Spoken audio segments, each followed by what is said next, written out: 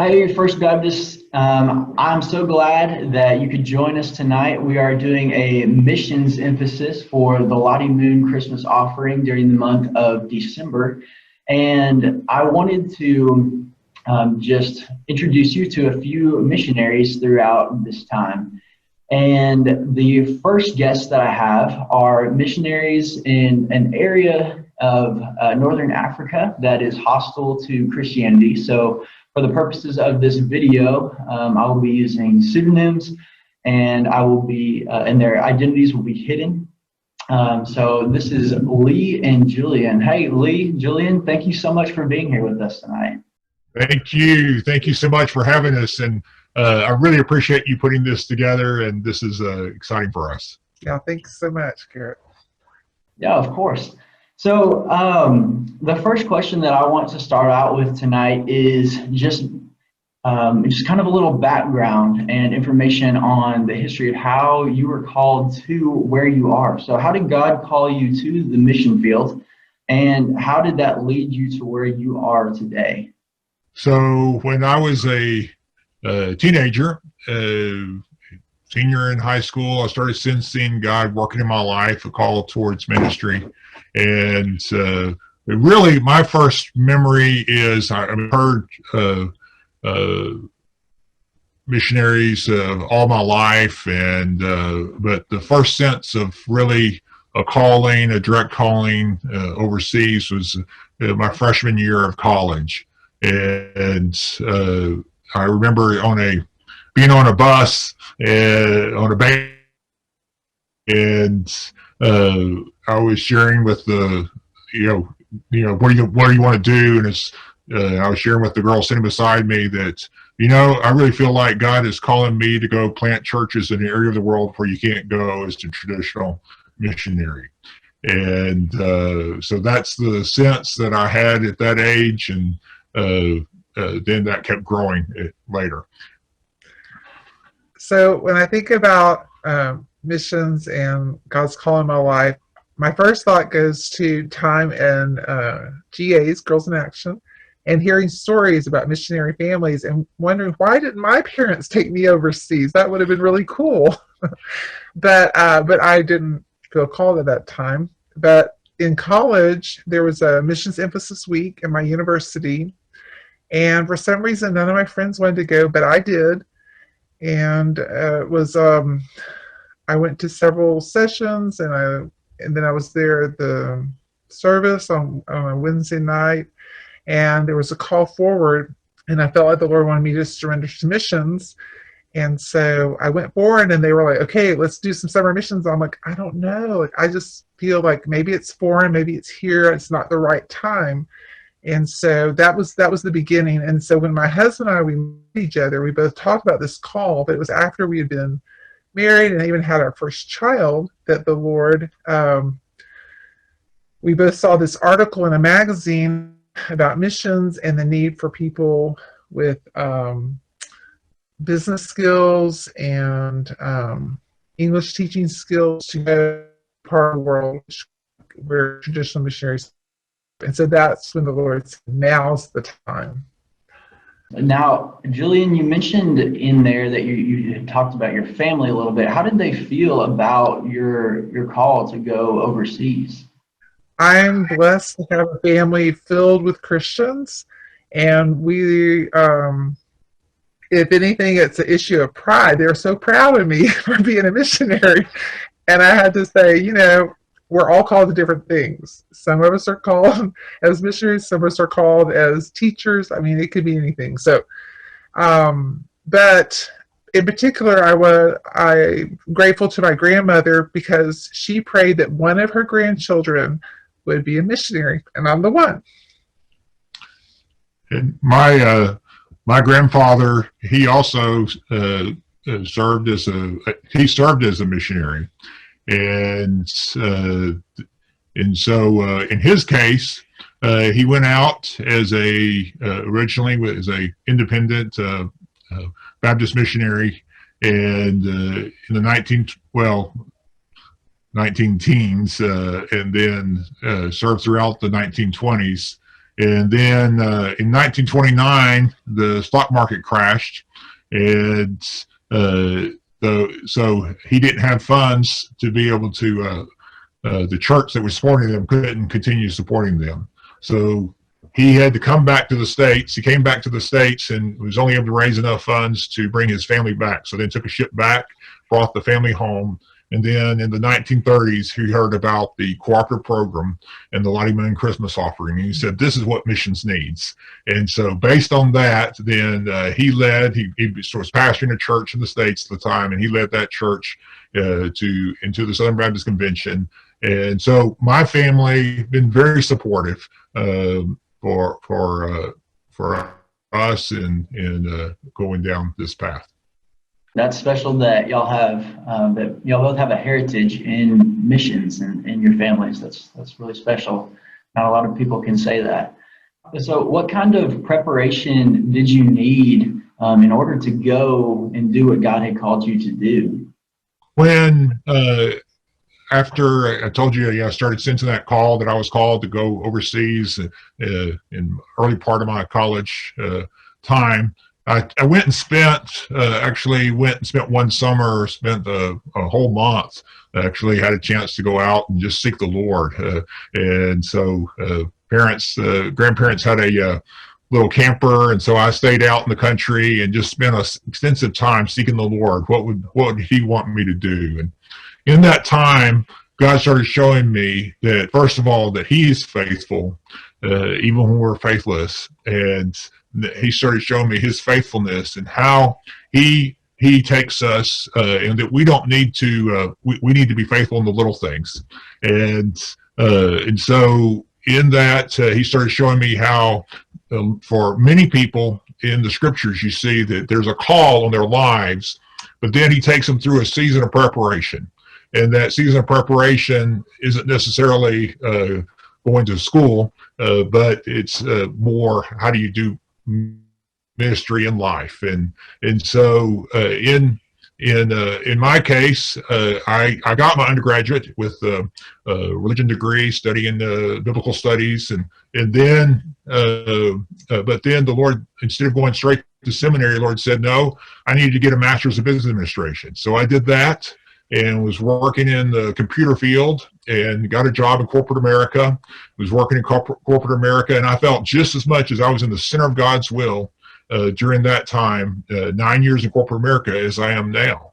And it was in that time we got to be a part of I would be sharing, they're in the workplace, you can't get up and preach on your desk, in the workplace in America, and I can't get up and preach on the street corner where we serve, but I can talk to people, in the workplace. You can talk to people, have conversations at breaks, at lunch, and share the gospel with them, and so I got opportunities to do that, and then we got opportunities to be a part of starting small groups. Did that throughout college, and then in small group studies, Bible studies, and then as a young adult, we got to do a lot of that. Got to be a part of seeing some, a church just among I was leader of our missions committee, and we got to be involved in seeing a Chinese church start. And so teaching, Jillian had the studies in the ESL, and so working together to do English as a second language with them, and so a lot of opportunities to be involved in church planting here in the States before, as I was working, before actually going overseas. Were there any languages that you had to learn in order to go overseas to where you are now? Actually, we started our language study when we arrived on the field. So the preparation I think the Lord had for us was more just learning, like I had to do an evangelism class before we went overseas. Lee took some seminary classes. I took one seminary class on Islam. And then when we got to the field, we started language study. Now, I had a small child at the time, so I very quickly moved into part-time language study and to learn Arabic, and actually we also learned French. That took years. So for me as part-time, and my husband as well, because he's pretty quickly moved into a business opportunity. In order to be able to live in this foreign country, you have to have a work visa. And so it also took him several years, about 3.5, our first 4, comfortable at the level to be able to really share the gospel well and even disciple people. But one of the things that we've done overseas is help others to be able to learn the local language. And so what we usually have encouraged people that are coming out now is to spend the first 2 years full time studying the language of the culture, and then you can move into your work visa opportunities. And I'll say, even as you're doing that, you're involved in ministry because you're out talking to people, you're getting to know people, and that's really, it was in that first year I got to pray with some to receive Christ, even as my language is developing, then getting to do that. So it's not that that's not ministry, but you do have to do a lot of work at language. But it's getting out there and talking to people. It's not the same thing as just doing it in the classroom. It's really getting out and using it and making it in practice. And I'll just say one thing: if somebody's thinking about going into ministry and missions now, I would really encourage to look at something like there's great resources on noplaceleft.net and other resources which talk about how to develop disciples who make disciples. And so that's really, that kind of preparation is the kind of preparation that's really needed in here before somebody, in your own context, before going overseas. Yeah, that's incredible that God has prepared you so much for what he had called you to before you even knew where you were going and what location you were going to serve at. And then he continued to equip you as you got to that place that he called you to. That's an incredible thing. And you mentioned, Jillian, that you are required to have a work visa. So what type of ways do you serve over in that area that y'all are called to be missionaries at? As my husband mentioned, he has a computer background. So when we first moved overseas, he was able to do some computer work, and that gave him access to be able to live there. And for me too, I have a background in education. So I've used that in different ways throughout the years as we've lived overseas over 20 years now. So that's like kind of the official way that we're able to be in country and we're recognized. But as Lee was mentioning, we have friendships, we have relationships with the vendors in our neighborhood and our acquaintances through our kids and schooling and so forth in the community, so that we can just very naturally talk to people and get to know them, share the Lord with them. And as we see opportunities through that, those that would be interested, we have done many discipleship classes, seeker studies, and we've had church plants. We've started several, and even seen where we've had leaders through my husband have come and gone on, and there are still even today pastors in their small churches there. Everything we're doing is we're training up. We're seeking to plant multiplying house churches. It's all house churches there, more like the New Testament than what we see here. And in terms of how they have to do buildings. church. There's no buildings, so to speak. So we've been in the role of a team leader focusing on an unreached people group with practically no access to the gospel, and helping get access, helping different, whether that be media type things and other areas, trying to get access to the gospel to our people. But then now we're doing more in the whole area of training team leaders. That's our primary role at this point. Okay, and I'll share this one other thing just to be like a little more concrete. So where we live, the women like to have tea and cookies together in the afternoon after they finish their work from home or work in the home. And so I'll tell you, I spent a lot of time drinking tea and having cookies with women, with Muslim women in the Arab world because of that. And so that's, like I said, that's how you talk and visit and share things on your heart. And so that's been really good. How are the people responding to the ministry that you're doing in that area? We serve in a Muslim area, and and so there's a lot of misconceptions they have about who Jesus is, who God is. The name for God. Sometimes people will talk about Allah being the Muslim God, but actually that's the name for God from the Jews and Christians before. So, just a minute, we had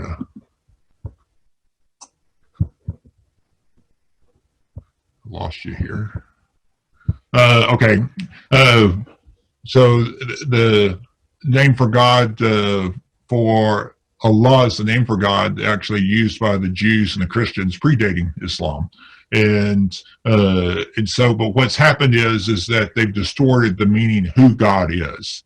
And so that means usually for somebody to come to Christ, there's quite a few conversations that need to happen. Actually studying the scriptures, going what would be discipleship in here is really kind of pre-disciple, is part of that whole process of somebody actually making that decision to follow Christ. They've faced very real consequences. Just heard one recently of a new believer right in our area that was facing some pretty difficult persecution and stuff, and that's just a very typical process, part of things that happen. So the work's been slow. At the same time, we get to see God doing different things.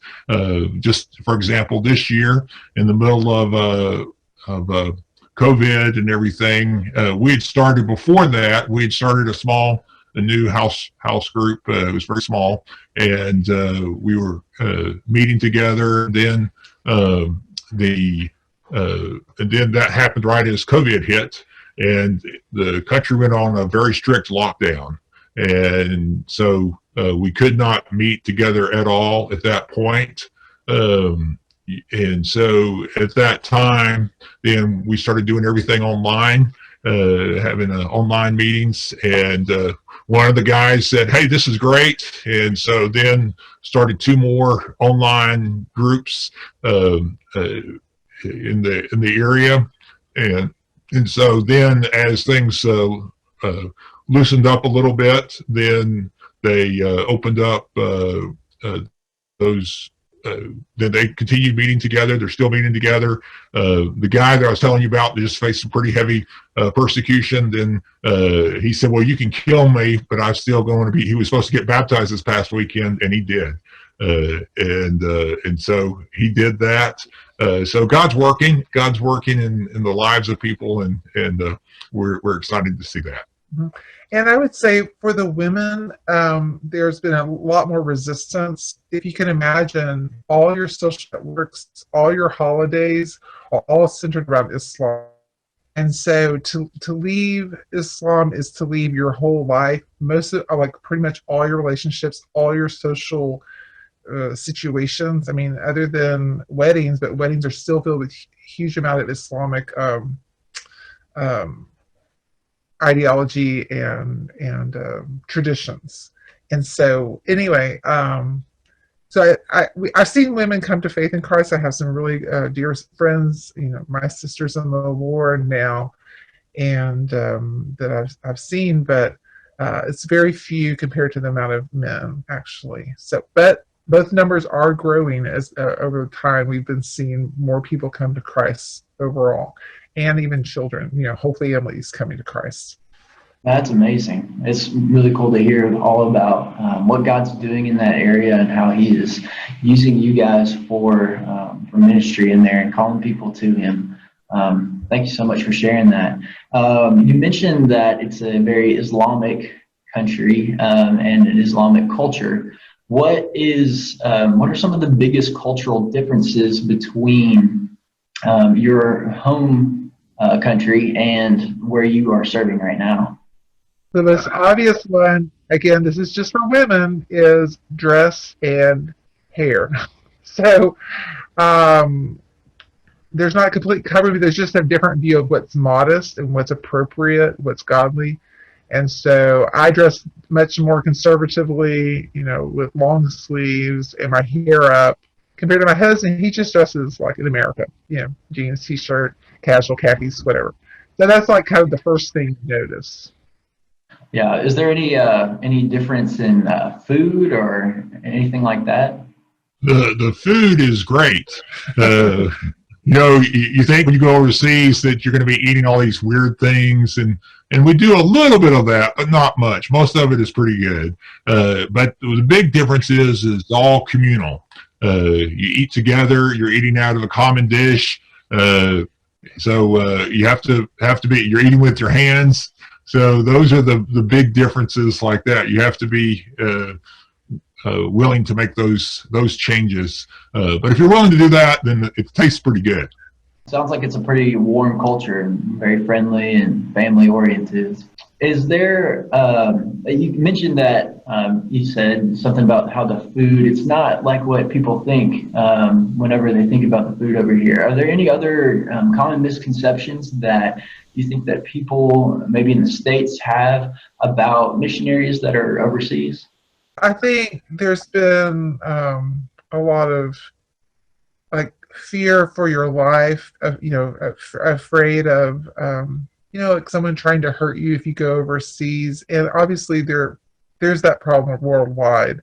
But for the majority of Muslims, unless you're in a war area, you don't have to really worry about terrorists, in a normal daily life. I mean, most people are very most Muslims where we live have a lot of care about their children, their families. They care about us.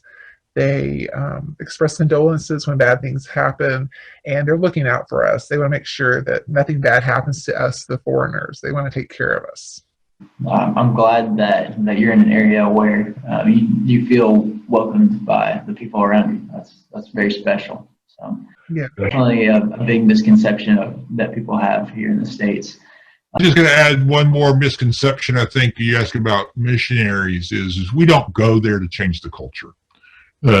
Sometimes that's people have that idea, but actually we go there to share Christ, and we're actually even trying to figure out ways to make sure that we're not our American culture, but actually allowing the Bible to speak, and trying to help them see and apply the scriptures to the believers to their lives. So it's really helping them look more at the biblical culture, trying to help them see, Jesus, help them see the New Testament and the church and how they respond. And so they have to find their own ways to adapt the gospel in their cultural context. And so we actually learn from them. So it's not us going and changing their culture. Christ transforms. All of our cultures need transformation. And we're blessed here because of your rich heritage from folks that believe in the Bible, patriarchs believe in the Bible. And so that has given us a lot of blessings. But a lot of American culture today is very far from God. And so, it's God coming in and transforming the culture, whatever that background is. Yeah. He's definitely doing the work there. That's for sure. What is one thing that you wish people knew, specifically believers in the States? What is one thing that you wish that they knew about your situation? The big thing is lostness. I think it's pretty hard to conceive of. I think you're about. I think your town is about 10,000 people. Is that about right? Yes. So if you can imagine you being the only believer in your whole city, and then in order to be able to interact with other believers, have to go several hours to a bigger city, where you would be meeting with a house group of believers. That's the context. That's the context of much of the world today. And people, they don't know who Jesus is. They don't understand the gospel. And most of our resources we spend on ourselves. And so seeing just the vast need of much of the world today, of people willing to pray for, people willing to go and give. It's so critical for the work today. Yes. That's right. That's super different from where we are right now in the buckle of the Bible Belt in Paris, Tennessee. Very different type of atmosphere than what y'all are, and most of the world are in right now. We got a church on pretty much every street corner, and you can walk around and openly express faith, and that's just a very different atmosphere than what y'all are involved in. Now, I know that there are many stories that you guys have over your time been doing work as a missionary overseas. What's one of your most memorable and favorite stories that you've had since being on the field? I really liked hearing about a friend of mine who's a believer in North Africa. She came to faith when her son and daughter, I believe they were in high school, they were on the internet and they were like, "Hey, mom and dad, come look at this." And they had found something, Christian programming out of the Middle East. And the mom and dad looked at it and they were interested. And so the dad packed them up in the car and they drove to the capital city, about how far? 7 hours away, and went to the foreigners' church, the international church there, and explained that they wanted to know more about Jesus. And the pastor was like, "Okay, but you're not really supposed to be here." But he helped connect him to us. We're working with that particular people group. And so we started getting together with them along with a colleague of ours and sharing the gospel. They came to faith in Christ. The mother, father, and the daughter all got baptized. The son, I'll call him Russell, he actually still is just listening to the gospel, but he hasn't come and made that personal commitment to Christ. So I just want to ask you to pray for Russell. But it is so neat that my friend, she came to faith through her kids telling her about something on the internet. I think of many of them, but I think one that was really impactful for me to talk about over our whole time was we were drilling a well for our village. It did not have water. We were trying to get water there, and brought a team of some volunteers came and helped us with that, and had the experience and the knowledge and everything. And they were trying to do that, and I just knew that we were going to get water, and we prayed about it. We had been working with it, and we got down. We were getting to the last length of pipe for doing the well. Go down to it, and there still didn't hit water. I just thought it was going to come through with that minute, and so as I was sitting there with these volunteers, and we knew the difficulty they had of going every day to get water, having to cross the mountain to get water, and just how challenging that was and everything. And it really, we were so disappointed, and we were just crying, and we were so disappointed it didn't work out. And I was like, actually came back to the U.S. then for a short time in the States, and I just, as I shared with people at that point, I didn't know what to say. I felt like, God didn't come through. It was so disappointing to me. But I came back at the end of that summer and went up to the village, and I thought, they're going to be upset with me. We tried to do all that, and it failed, and they're not going to be open to the gospel anymore and stuff. And I got there, and it was the opposite. There was this tremendous openness, and And so then this head of household believed, and then several years later, the whole family believed. And but I was talking with the head of household after he had come to faith and everything. I said, "What was the difference?"